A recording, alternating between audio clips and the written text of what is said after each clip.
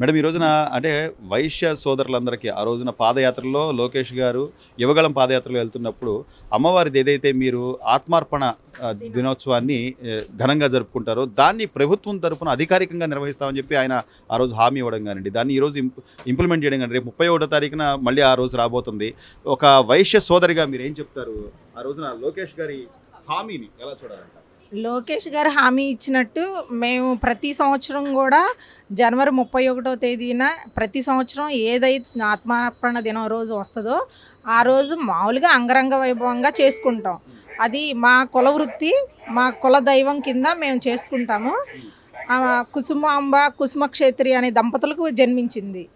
ఆమె మొత్తం మా మా కులంలో 714 గోత్రాలు ఉంటాయి.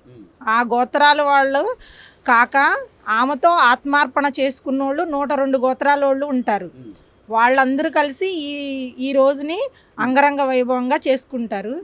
మాకు గాను ఒక ప్రాముఖ్యత ఇచ్చి మా కులదైవమైన వాసవి కన్యకా పరమేశ్వరి అమ్మవారిని దినోత్సవానికి అటెండ్ అయ్యి మాకు కూడా ఒక విలువిచ్చినట్టు, ఒక గుర్తింపు ఇచ్చినట్టు లోకేష్ గారు చెప్పారు. ఆ రోజు పాదయాత్రలో హామీ ఇవ్వడం జరిగింది.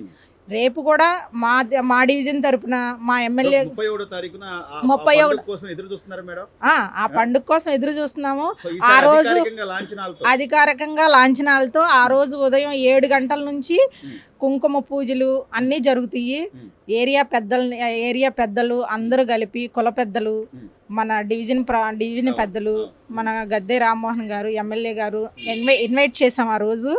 ఆ రోజు వచ్చి అధికారికంగా వచ్చి అంటే అమ్మ ఈ రోజున ఒక ప్రభుత్వం అధికారికంగా నిర్వహించే కార్యక్రమం అంటే మనం తిరుమల బ్రహ్మోత్సవాలు చూస్తాం, అలాగే శ్రీశైల మల్లికార్జునుడి ఉత్సవాలు చూస్తాం. సో ఆ తరహాలోనే ఈ రోజున వైశ్య సోదరులందరికీ లేకపోతే వైశ్య వర్గాలలో ఉన్నటువంటి ప్రతి ఒక్కరూ కూడా ఈ అమ్మవారి ఆత్మార్పణ దినోత్సవం ప్రభుత్వం నిర్వహించబోతుంది అనే వార్త ఆ రోజు ఆయన హామీ ఇచ్చిన దాని ప్రకారం చేయబోతున్నారంటే ఎలా ఉంది? మీ ఫీలింగ్ ఎలా ఉంది?